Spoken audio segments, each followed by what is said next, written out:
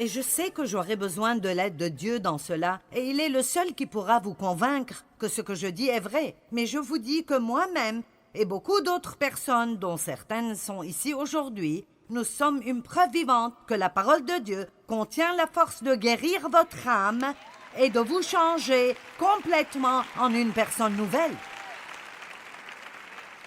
Vous n'avez pas à rester une victime de quoi que ce soit. Alléluia. Oh, voyons ce que nous avons ici. Oh, ouh. L'amour de Dieu, je me demande ce que ça pourrait me faire. Contre la culpabilisation et la honte. Prenez-le jusqu'à ce que tous les symptômes aient disparu. Si vous faites une rechute, rechargez et prenez-en plus. Rechargement gratuit et illimité. Wow! Docteur Jésus, alléluia. Oh! Oh! Toute une bouteille d'humilité.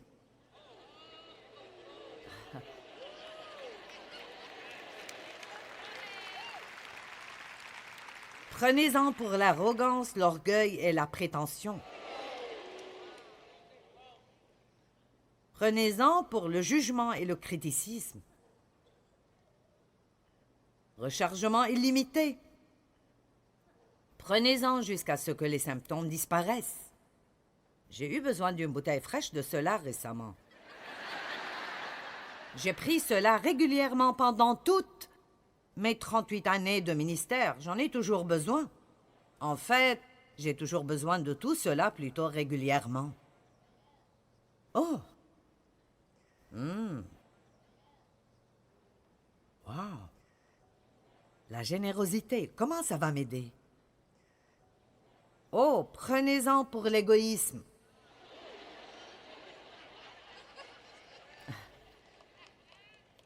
Wow! Prenez-en jusqu'à ce que les symptômes disparaissent. Vous savez quoi? J'étais si égoïste et égocentrique, et j'étais né de nouveau, baptisé par le Saint-Esprit et dans le ministère, et j'étais si égoïste et égocentrique. Et j'étais si malheureuse, et je ne savais pas pourquoi. Je pensais que c'était la faute de Dave. Je pensais que si mon ministère grandissait, j'aurais été heureuse. Et si mon dos ne me faisait pas mal, j'aurais été contente. Je pensais que si j'avais plus d'argent, j'aurais été contente. Si mes enfants agissaient mieux, j'aurais été heureuse. Allez! Et dans l'un de mes grands moments de prière, j'ai dit à Dieu, « Je ne sais pas ce qui ne va pas en moi, Seigneur. Je vais à l'église chaque semaine. Je suis à l'accueil.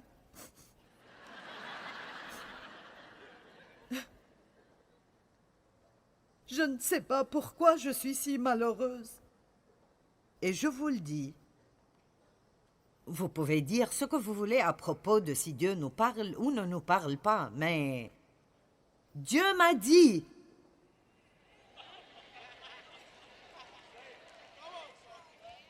tu es malheureuse parce que tu es égoïste.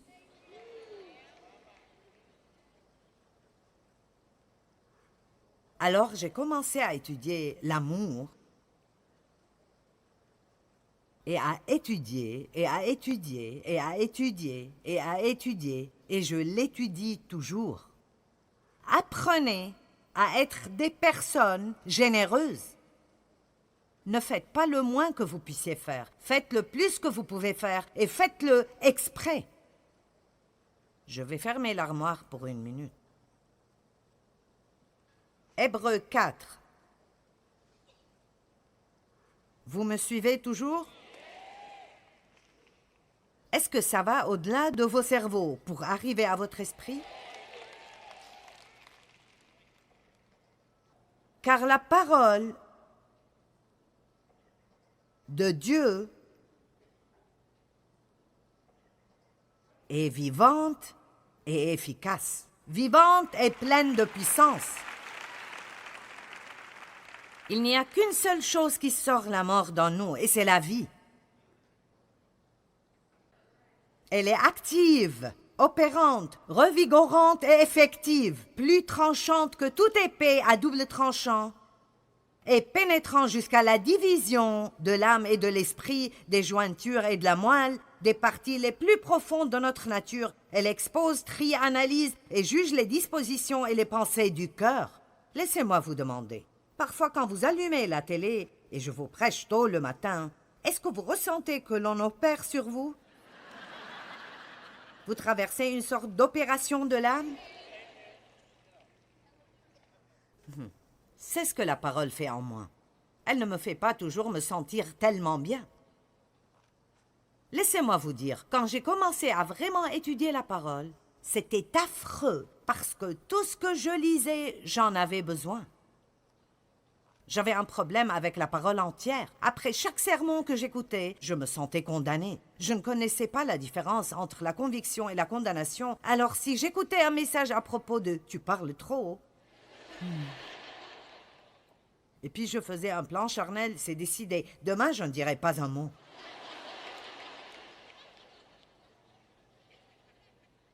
Et je marchais à la maison. Et quelqu'un disait, « Qu'est-ce qui te prend aujourd'hui ?» Et je disais, « Si je parle, vous n'aimez pas. Et si je ne parle pas, vous n'aimez pas. » Vous savez comment on appelle ça? La chrétienté enfantine et bébé.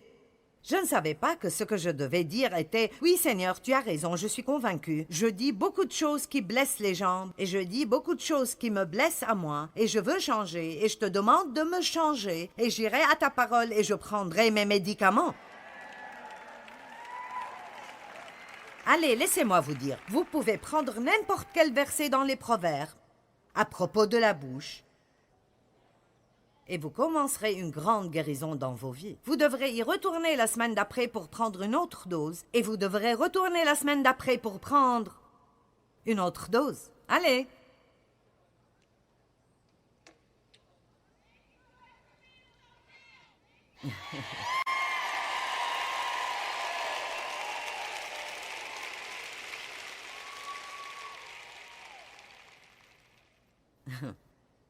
Vous savez, ce que j'ai fait aujourd'hui entre les sessions, je suis allée manger, mais après je me suis arrêtée à un magasin et j'ai acheté près de 7 pièces de vêtements pour une amie. Je n'essaie pas de vous montrer combien je suis bonne, mais j'essaie de vous dire comment je reste heureuse.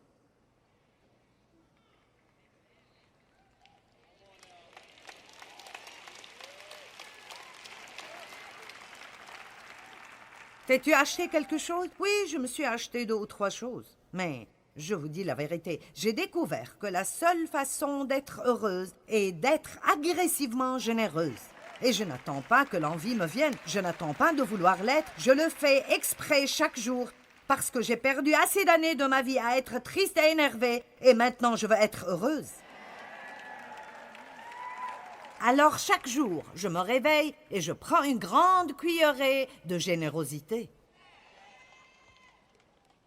Oh, où est-il passé? Oh! Oh, mon Dieu! Ah, le voici. J'ai pensé que je devrais aller pour en acheter plus. Est-ce que quelqu'un comprend ce que je dis? Je vous défie de, si vous savez, si vous êtes égoïste, de l'admettre. Combien sont égoïstes? Merci. Combien sont parfaits et n'ont besoin de rien de ce que je dis?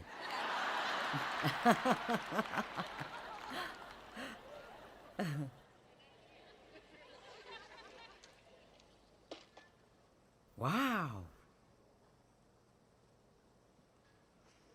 L'énergie du Saint-Esprit.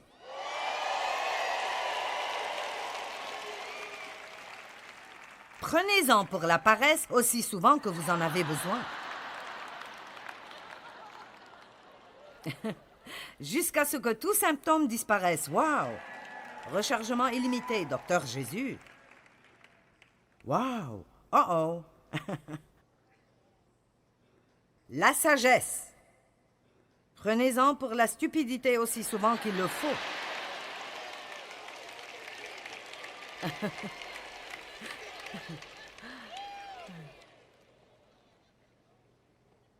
Mon Dieu! Ouh! Comment pouvez-vous être chrétien et vous ennuyer? Je veux dire, si vraiment vous entrez dans cela de tout votre cœur et vous mettez un objectif, je veux grandir, je veux être comme Jésus, je veux être conforme à son image, je veux qu'il soit fier de moi, je ne suis pas là juste pour avoir ce que je veux, je suis là pour servir Dieu, il revient pour moi et je me tiendrai devant lui et ferai un compte-rendu de ma vie. C'est le moment de nous débarrasser de nos biberons, de nos couches et de nos tétines. C'est le moment de grandir et d'être des hommes et des femmes de Dieu.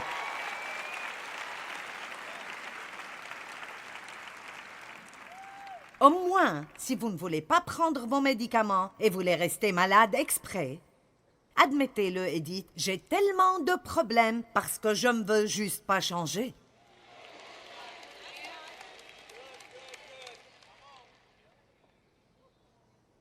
Laissez-moi vous donner un exemple. Vous savez, je me souviens qu'une fois, Dave et moi nous disputions et je me suis tellement énervée contre lui. Il m'a blessée et vous savez comment c'est. Vous allez dans toutes les chambres de la maison, sauf celle où il est. Vous ne parlez plus, vous murmurez seulement. Vous ne voulez pas cuisiner quelque chose qu'il aime, ou porter quelque chose qu'il aime, ou quoi que ce soit. Et je suis passée par là, et ça ne m'intéresse pas de faire ça de nouveau, et alors... Je suis allée dans mon bureau, je me suis assise par terre, et j'ai mis cette histoire devant moi. Et je me suis couchée, et j'ai dit, « Maintenant, Seigneur, je ne me lèverai pas avant que tu me donnes la grâce de sortir de cette chambre et d'agir comme si de rien n'était. Je refuse de partir avant que tu ne me donnes la grâce de lui pardonner. » Et je n'ai pas dû chercher beaucoup de versets, et je sais assez bien où ils sont tous. Et assez tôt, j'ai pensé, je pense que les médicaments marchent. Pfiou. Merci, Seigneur.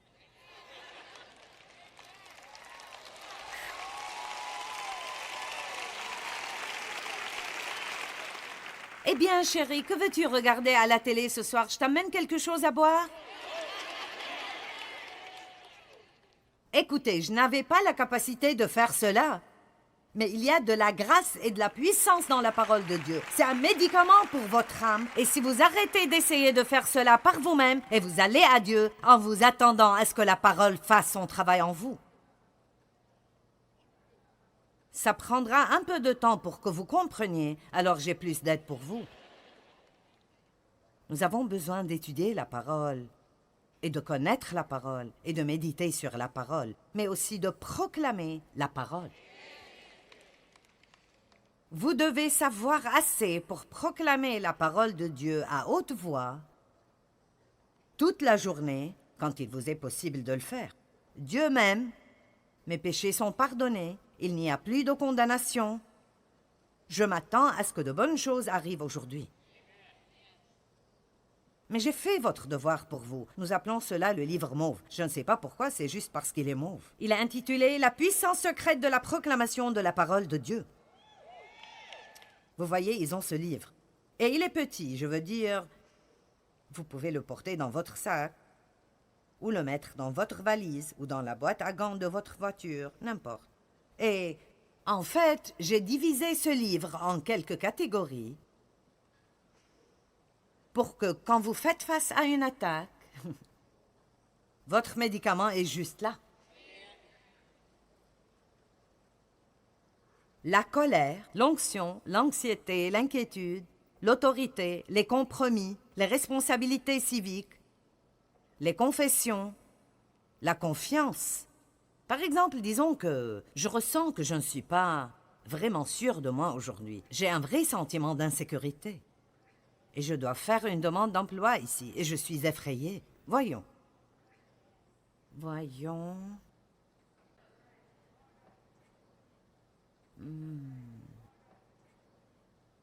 La voici.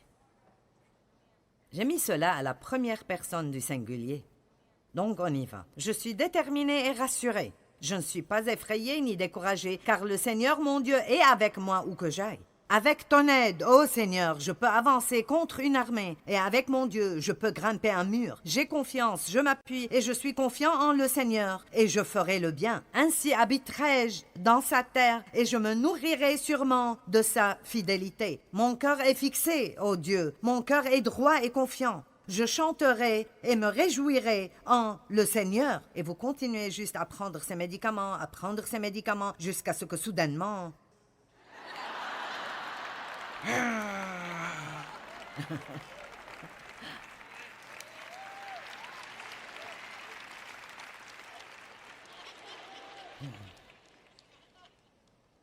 Vous me suivez?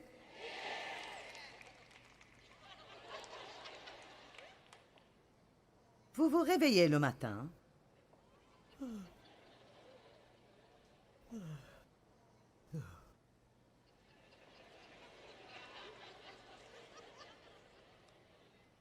Oh, Jésus, aide-moi.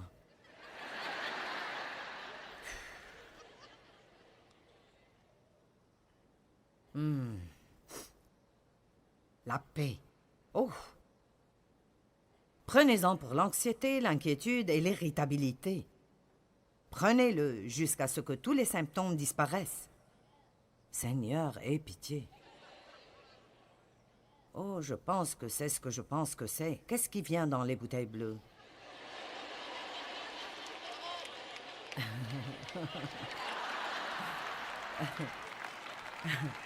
Oh, bonté, je pense que c'est le mot en D. Je ne prendrai pas ça.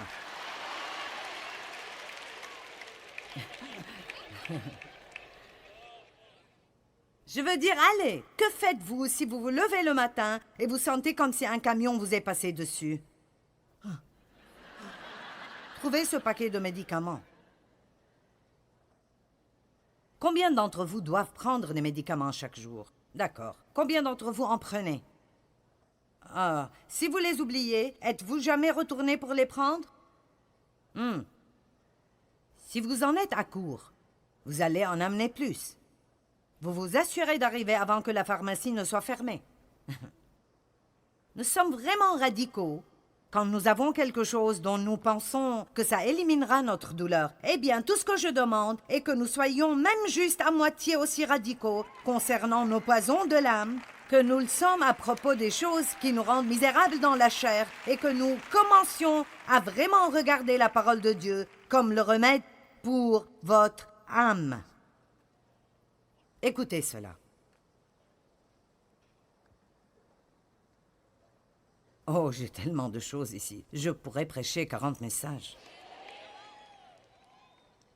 La traduction d'Isaac Lizer de l'Exode 15-26 dit « Je suis le Seigneur, votre médecin. Le médicament que je prescris est ma parole. »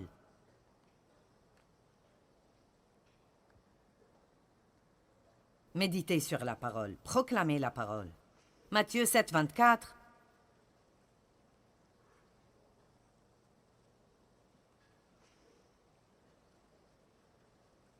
Celui qui écoute ce que je dis et qui l'applique, obéit à ma parole, ressemble à un homme sensé, prudent, pratique, sage, qui a bâti sa maison sur le roc.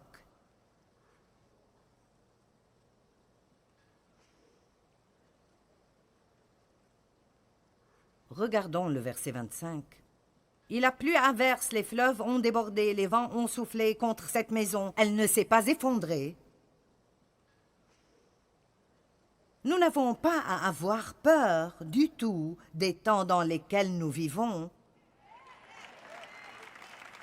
Si nous avons construit notre maison sur le roc.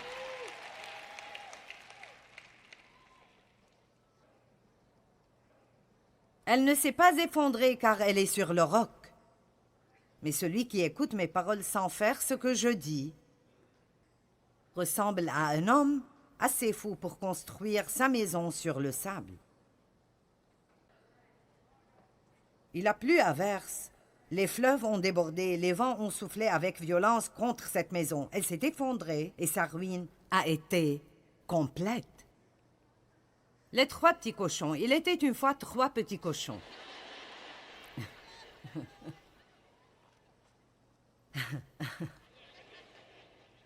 Un cochon a bâti une maison avec de la paille et le second l'a bâti avec des brindilles. Ils ont bâti leur maison très vite. Très vite. Instantanément. Des réunions d'église de 45 minutes, pas plus long. 2 chants, un message de 15 minutes. J'ai fait mon travail. Allons-y. Dépêchez-vous. Je dois aller à McDo. Ils ont bâti leur maison très vite, et puis ils ont chanté et dansé toute la journée parce qu'ils étaient paresseux. Le 3e a travaillé dur et a construit sa maison avec des briques. Un grand méchant loup a vu les 2 petits cochons alors qu'ils dansaient et jouaient, et il a pensé « Quel repas tendre et juteux ces 2 feraient !» Il a pourchassé les 2 cochons et ils se sont cachés dans leur maison. Le grand méchant loup est arrivé à la première maison et il a soufflé et la maison s'est écroulée. Le petit cochon effrayé a couru à la maison du 2e cochon et elle était faite de brindilles. Et le grand méchant loup est venu vers cette maison et il a soufflé et la maison s'est écroulée. Les 2 petits cochons, terrifiés, ont couru à la maison du 3e cochon faite de briques. Et le méchant loup a essayé de souffler pour faire écrouler la maison, mais il n'a pas pu. Il a continué d'essayer pendant des heures, mais la maison était très forte et les petits cochons étaient saufs à l'intérieur. Il a essayé d'entrer par la cheminée, mais le cochon a fait bouillir une grosse marmite d'eau et l'a gardée dans la cheminée, et le loup est tombé dedans et il est mort. Les 2 petits cochons se sont sentis désolés d'avoir été si paresseux. Ils ont bâti leur maison avec des briques et ils ont tous vécu heureux.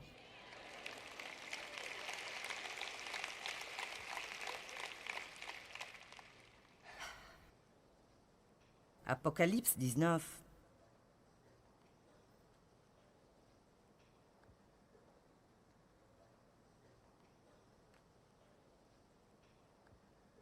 En commençant au verset 11.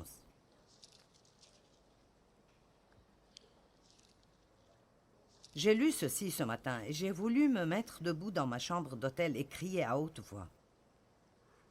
Là-dessus, je vis le ciel ouvert. Et voici, il y avait un cheval blanc. Son cavalier s'appelle Fidèle, digne de confiance, loyal, incorruptible, droit et véritable. Il juge avec équité, il combat pour la justice, la sainteté, la vertu et la droiture. Ses yeux flamboient comme une flamme ardente. Sur sa tête étaient plusieurs couronnes et diadèmes. Il avait un titre, un nom, écrit que personne d'autre ne connaît et ne comprend. Et il était revêtu d'un vêtement teint de sang. Le titre par lequel il est appelé est la parole de Dieu. La parole de Dieu. La parole de Dieu. Et le titre par lequel il est appelé est la parole du Dieu vivant. Et Christ, la parole de Dieu, est devenu chair et a habité parmi nous. Et le Saint-Esprit a oint des hommes pour écrire ce que l'on appelle la Bible, et personne n'a jamais pu s'en débarrasser ou la détruire. Ils l'ont gardée cachée pendant longtemps. On appelle cela l'âge des ténèbres. C'est normal que cela s'appelle l'âge des ténèbres, parce qu'ils avaient caché la lumière du monde. Mais comme Dieu le fait toujours, il s'est libéré. Et laissez-moi vous le dire, Dieu se libérera de nouveau dans notre société, parce que personne ne se débarrassera de Dieu. Vous ne pouvez pas vraiment exclure Dieu des écoles. Vous ne pouvez pas le faire sortir de quoi que ce soit, parce qu'il possède tout et il est tout. Et moi, au moins, j'ai pris ma décision. J'aimerai la parole, je vivrai par la parole. Je mangerai la parole, je méditerai sur la parole, j'étudierai la parole, je proclamerai la parole, parce qu'elle est le remède dont j'ai besoin pour tous les poisons dans mon âme. Et c'est ce que vous devez faire aussi pour le poison dans votre âme. Allez, prenons un engagement d'aimer la parole comme jamais nous ne l'avons fait.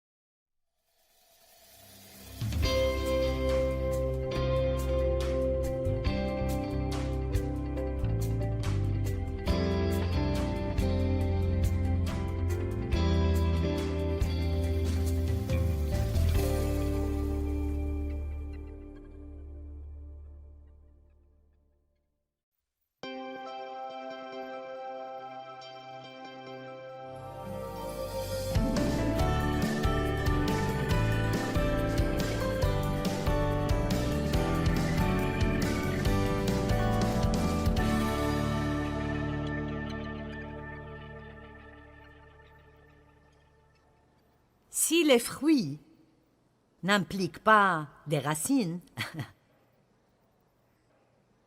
alors nous devenons lourds et nous tombons dans la première tempête. Si vous pensez à un énorme arbre fruitier dans un verger, chargé abondamment de fruits et de grandes branches, même si vous ne les voyez pas, il y a des racines profondément. Autant que les branches sont larges, il y a des racines qui vont aussi profondément dans le sol. Donc il doit être profond et large, pas large sans profondeur. Parce que quand c'est le cas, alors nous sommes charnels, nous pensons aux affaires, aux choses, et nous ne pouvons pas nous occuper des difficultés dans la vie. Nous ne pouvons pas nous occuper des tempêtes de la vie, ni confronter les gens qui sont contre nous, parce que nous sommes habitués à recevoir tout ce que nous voulons, comme nous le voulons, quand nous le voulons. Sinon, nous agissons comme Opie l'a fait dans cette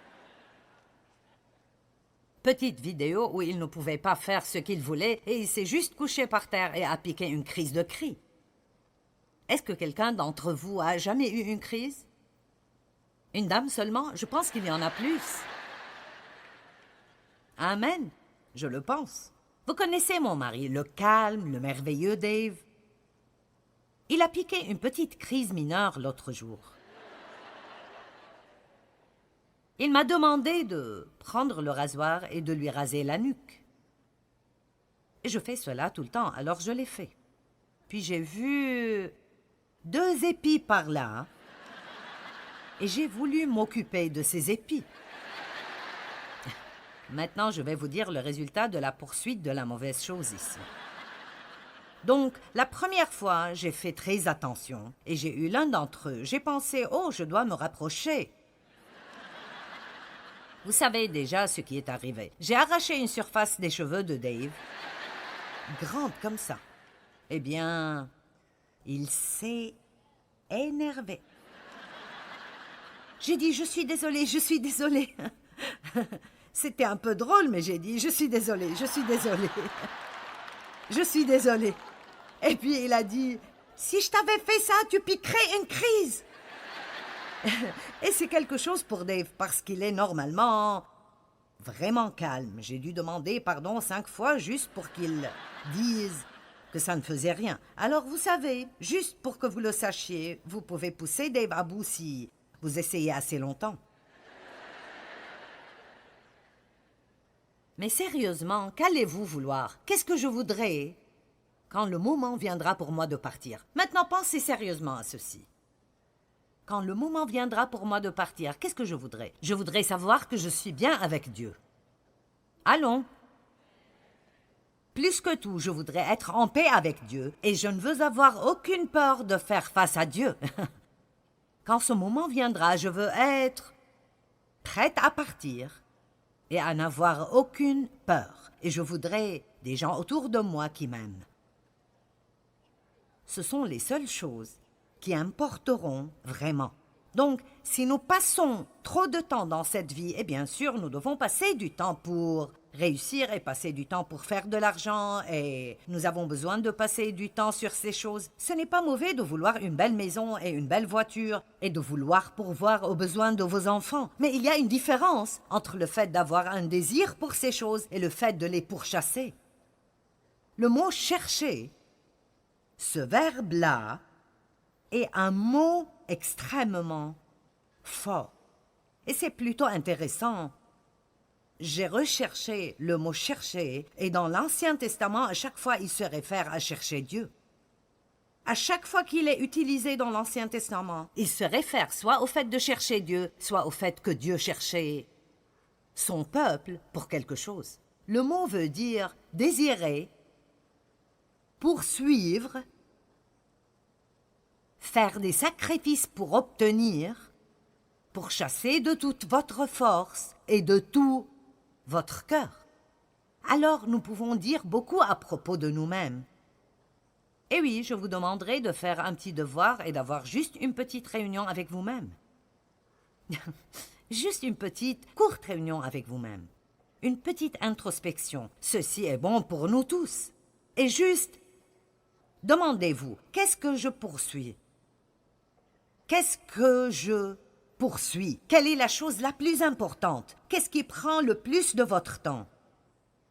De quoi parlez-vous le plus? Où investissez-vous la plus grande partie de votre énergie?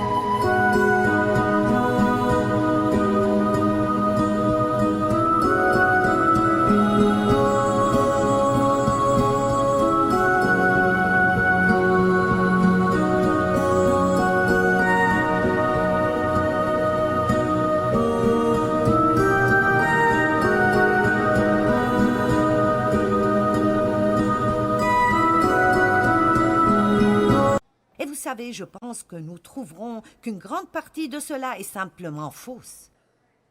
Ce n'est pas ce que Dieu nous dit de chercher. Il n'y a en fait qu'une poignée de choses que la Bible nous demande de chercher. Nous devons chercher la justice. Nous devons chercher Dieu. Nous devons chercher le royaume. Et 4 ou 5 autres choses. Chercher à marcher dans l'amour. Mais il n'y a vraiment pas de grande longue liste. Et nulle part nous est-il dit de chercher des choses matérielles. Et vous direz peut-être, l'important pour moi est que mon enfant soit sauvé. Eh bien, vous savez, oui, nous voulons bien cela, mais ce n'est pas ce que nous devons chercher. Désirer cela, mais ce n'est pas ce que nous cherchons. Vous êtes plutôt silencieux. Je voulais plus que tout que ce ministère grandisse, mais quand vous voulez quelque chose aussi fortement, il y a de mauvais motifs là. Et je pense que quiconque commence, et beaucoup de personnes qui commencent dans le ministère même, sont des personnes qui ont le cœur brisé et peu sûres d'elles. Pas tout le monde, mais c'est étonnant comment Dieu utilise des gâchis. Il utilise des personnes qui sont endommagées, et vos dommages peuvent devenir votre message si vous le permettez. Mais nous commençons, et vous savez, j'avais des insécurités, alors je recevais beaucoup de ma valeur de ce que je faisais. Et quand vous recevez votre valeur de ce que vous faites, vous ne voulez pas faire un peu de quelque chose. Vous voulez faire beaucoup de tout, parce que plus ce que vous faites est grand, plus vous vous sentez bien avec vous-même. Que vous aimiez cela ou pas, plus quelque chose est grand, plus les gens vous admirent. J'aurais souhaité que ce ne soit pas ainsi, mais c'est comme ça. La première chose que tout le monde veut savoir est Combien de gens étaient là? Combien votre église est grande? Combien de gens peut-elle accueillir? Et bien sûr, tout le monde. Vous savez, il y a de différents articles qui sortent, vous savez. C'est l'une des 5 églises qui grandissent le plus rapidement dans le monde. Ou celle-là est l'une des 10 églises. Je parie que Dieu a des choses cachées qui nous épateraient, et les gens diraient juste, nous ne le savions même pas. Amen? Eh oui, nous voulons grandir. Je ne veux pas que vous me mépreniez ce soir. Je ne dis pas que c'est mauvais d'avoir un désir pour ces choses. Mais la Bible nous enseigne, si nous faisons de l'Éternel nos délices, Psaume 37,4, fais de l'Éternel tes délices et il te donnera ce que ton cœur désire et t'accordera tes demandes secrètes. Fais de l'Éternel tes délices, laisse-le être premier dans ta vie. Ou Matthieu 6,33, cherchez premièrement le royaume de Dieu et sa justice, et toutes ces choses que votre cœur désire vous seront données par-dessus. C'est une façon de loin meilleure de le faire. Cherchez le Seigneur et laissez Dieu vous donner ces choses. Amen. Dites, cherchez le Seigneur et laissez Dieu vous donner ces choses. Maintenant, je crois que même si vous faites semblant d'être extrêmement innocent, vous avez besoin de ce message.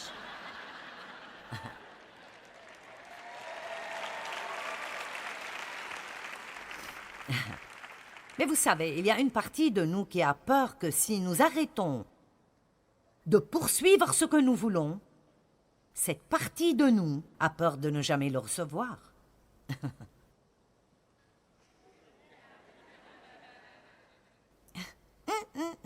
Un tout petit peu. Je vous vois là-haut, un tout petit peu. Mais vous allez voir que tout ce que la Bible nous dit de faire est de demander, puis laisser la chose et faire la volonté de Dieu. Nous n'avons pas à nous arrêter là-dessus. Nous n'avons pas à y demeurer. Nous n'avons pas à répéter la même phrase 25 fois chaque jour.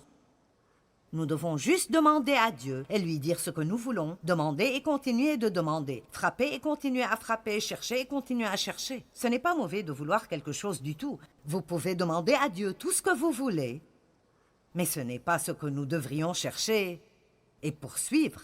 Ce que je veux et ce que je cherche sont 2 choses différentes. Vous comprenez?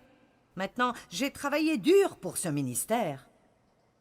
Mais je sais que ma valeur et mon identité n'y sont pas liées. Oui, ce serait difficile pour moi si quelque chose arrive et je le perds. Naturellement, ce serait dur. Mais je sais que je survivrai parce que, même si je n'étais pas Joyce Meyer, je serai toujours Joyce Meyer.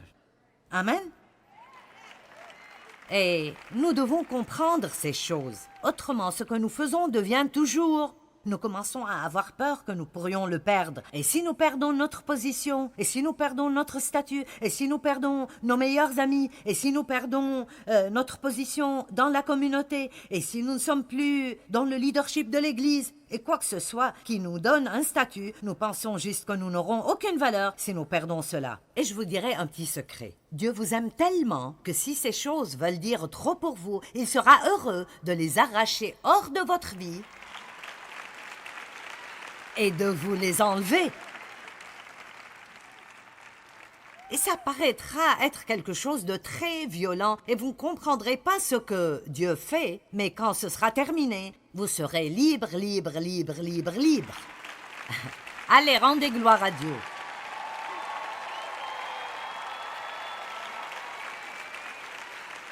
Je voulais venir ici et dire, ce week-end, nous allons parler de la vie plus profonde. C'est la réaction que je pensais obtenir. C'est exactement pour cela que je ne l'ai pas fait.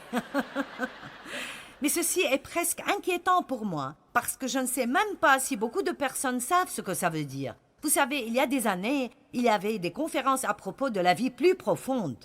Les gens venaient de partout pour assister à ces conférences à propos de la vie plus profonde, et ils écoutaient des prédications toute la journée, jour après jour après jour, à propos de ce dont j'essaye de vous parler ce soir. La vie plus profonde est de ne pas être superficielle. Et laissez-moi vous dire, nous devons vouloir plus de cela. Si nous ne voulons plus de ceci, alors nous devons vouloir plus de cela. Nous avons besoin de cela.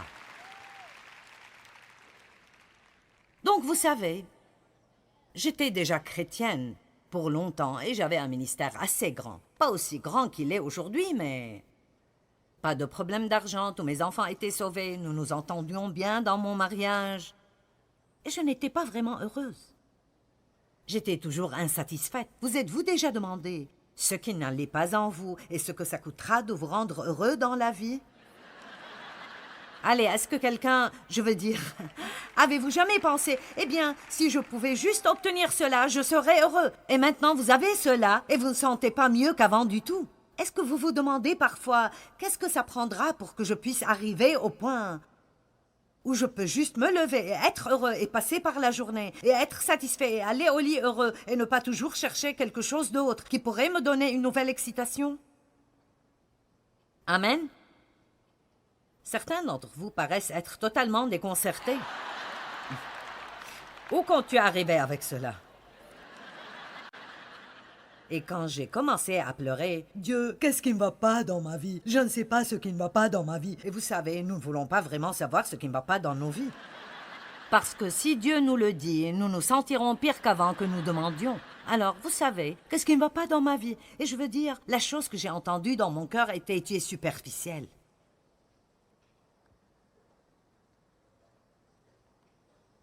Eh bien, qu'est-ce que c'est?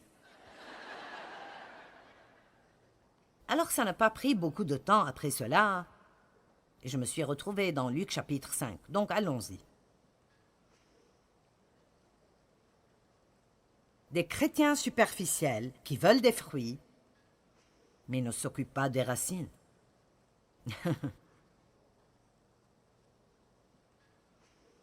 Ils veulent être utilisés, mais ils ne veulent pas être prêts. Oui, certaines de ces choses sont dignes d'être écrites. Verset 1. Comme Jésus se trouvait auprès du lac de Génézareth, la mer de la Galilée, et que la foule se pressait autour de lui pour entendre la parole de Dieu, il vit au bord du lac 2 barques, d'où les pêcheurs étaient descendus pour laver leurs filets. Il monta dans l'une de ces barques qui était à Simon, Pierre, et il le pria de s'éloigner un peu de terre. Puis il s'assit, et de la barque il enseignait la foule. Lorsqu'il eut cessé de parler, il dit à Simon, Pierre, « Avance en eau pleine. » Vous savez, par eau pleine, on veut dire profond. J'ai juste pensé mentionner cela. « Avance en pleine eau et jetez vos filets pour pêcher. » Maintenant, que veut-il dire par pêcher? C'est la capacité d'un camion, un grand camion, rempli à ras-bord. Je serais contente de le prendre en entier. Eh bien, quand Dieu essaie de dire quelque chose, vous n'avez pas besoin de beaucoup d'explications. Dieu m'a dit que j'étais superficielle, et me voilà en train de pourchasser toutes ces choses que je veux, et rien de cela n'arrive vraiment. Et vous savez, j'ai des choses, mais je ne suis toujours pas heureuse, et alors, Dieu me dit, avance en eau profonde, et attends-toi à une pêche. Simon-Pierre lui répondit, écoutez, vous devez comprendre cela, sinon vous ratez le point. Simon lui répondit, « Maître, nous avons travaillé toute la nuit, et nous sommes fatigués, et nous n'avons rien pris dans nos filets. Maintenant, arrêtez jusqu'ici. Vous devez comprendre ceci. Quand Jésus est venu, ces gens avaient pêché toute la nuit, et ils n'avaient pas tous les gadgets que nous avons. Quand ils pêchaient, ils travaillaient. Ils n'ont rien attrapé, rien du tout, rien du tout, rien du tout. Je me demande combien de personnes qui m'écoutent aujourd'hui sentent qu'elles ont pêché toute la nuit sans rien attraper. Est-ce que quelqu'un sait de quoi je parle? Allez maintenant. Mon Dieu, je fais tout ce que je pensais que tu m'as dit de faire et rien ne marche et je ne comprends juste pas. Dieu, que veux-tu que je fasse? Oh, je sais, je dois chasser plus de démons, je dois prier plus. Ils étaient fatigués. Ils avaient ramené les bateaux, ils avaient tiré ces grands filets hors du bateau. Il les avait mis sur le rivage, il nettoyait les filets parce qu'il savait qu'il devait aller dormir puis sortir de nouveau. Je pense qu'il désirait aller au Starbucks pour avoir un gâteau et un cappuccino. Vraiment. Et aller à la maison, prendre leurs femmes et leurs enfants dans leurs bras, puis aller au lit. Non, je ne sais pas, ils dormaient probablement sur une pierre ou du gravier. Mais je suis sûre qu'ils désiraient rentrer. Ils étaient fatigués et avaient probablement faim. Et Jésus a dit, ressortez. Allons maintenant. L'auriez-vous fait? Ressortez, mais allez vraiment loin. Allez à l'eau profonde. Et jetez vos filets, et vous attraperez plus de poissons que vous imaginez. Maintenant, Pierre a dit, Seigneur, nous sommes fatigués. Nous n'avons pas envie d'y aller. Allez.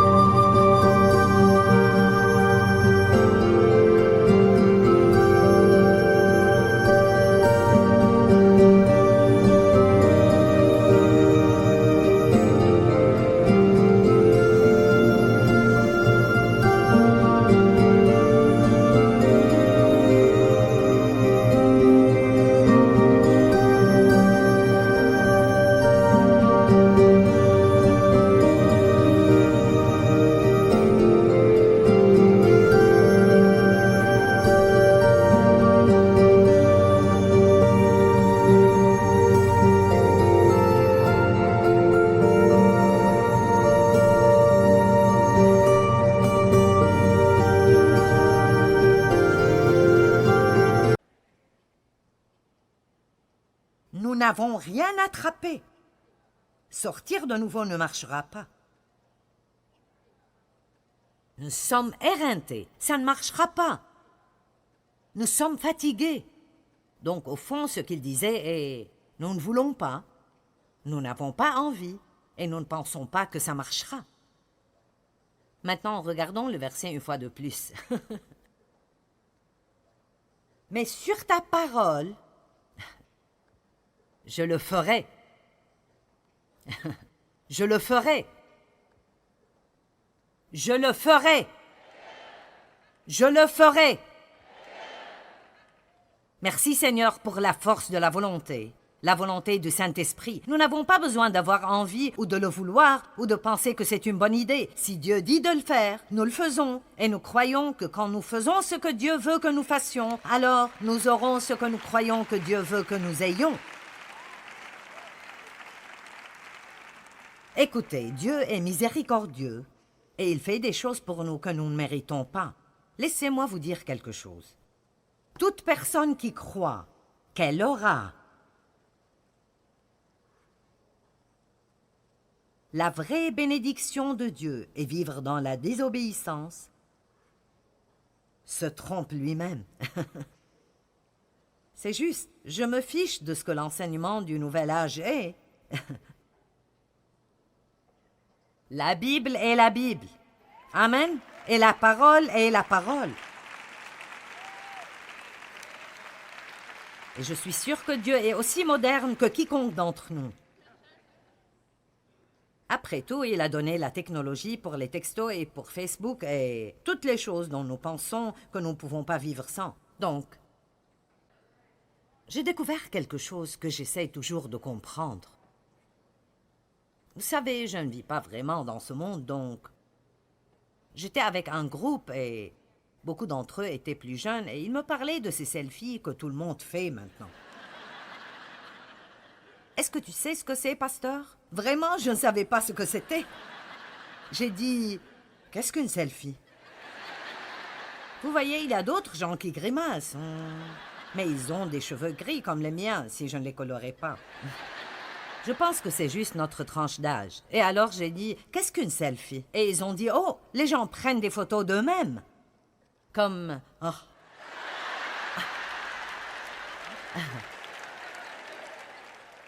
Et parfois, disons, toute la journée. Comme quand ils mangent, alors qu'ils font toutes sortes de choses. Et ils les mettent sur Facebook. Il y a 450 millions de téléchargements par jour de selfies.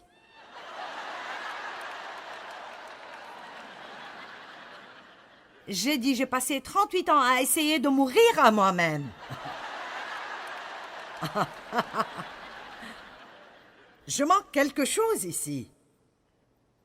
Maintenant, s'il vous plaît, ceux qui prennent des selfies toute la journée, ne vous énervez pas contre moi. Je sais que c'est quelque chose de moderne et vous vous amusez avec. S'il vous plaît, ne m'écrivez pas pour me dire que je suis loin de la réalité. J'essaie juste de marquer un point. Vous savez, je veux dire, s'il y a 450 millions de personnes qui prennent des photos d'elles-mêmes toute la journée pour les mettre sur Internet, peut-être qu'il y a quelque chose d'autre ici. Je veux dire, si vous voulez le faire, faites peut-être une par jour, je ne sais pas. Et préférablement pas quand vous dites « Regardez-moi, je mange !» Allons maintenant. Ne vous énervez pas contre moi. Comme je l'ai dit, je peux juste dire que c'est à cause de mon âge maintenant. Je réalise que je suis loin de certaines des nouvelles choses qui arrivent aujourd'hui, mais... Vous savez, c'est comme... D'accord.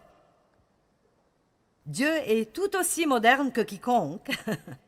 Mais la Bible dit toujours, ne vis pas d'après ce que tu veux, ce que tu penses ou ce que tu ressens. Apprends à faire ce que je te dis de faire. Vis plus profondément, ne sois pas si superficiel et tu n'auras pas à pourchasser les bénédictions parce qu'elles te pourchasseront. Amen.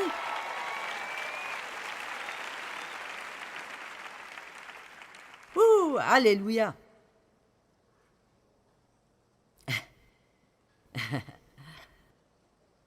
Merci.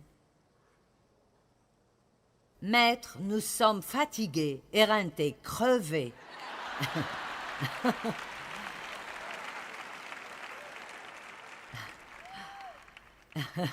Il y a des années, j'essayais de prier et j'essayais de dire à Dieu que j'étais fatiguée et qu'il était exalté. Et j'ai dit, Dieu, tu es fatigué et je suis exalté.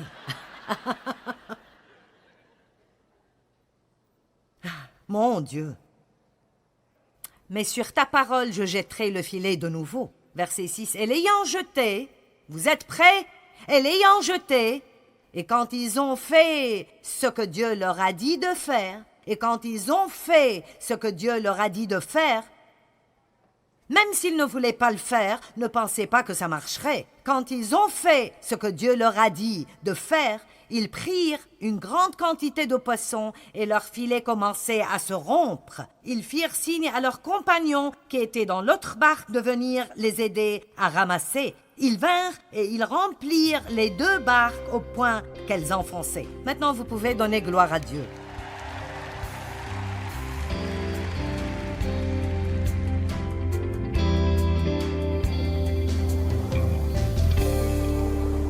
Quand nous poursuivons une relation plus forte et plus intime avec Jésus-Christ, nous pouvons nous reposer dans le fait que Dieu pourvoira ce qui est bon pour nous au bon moment dans nos vies. Mettons toujours Jésus en premier et tout le reste nous sera donné.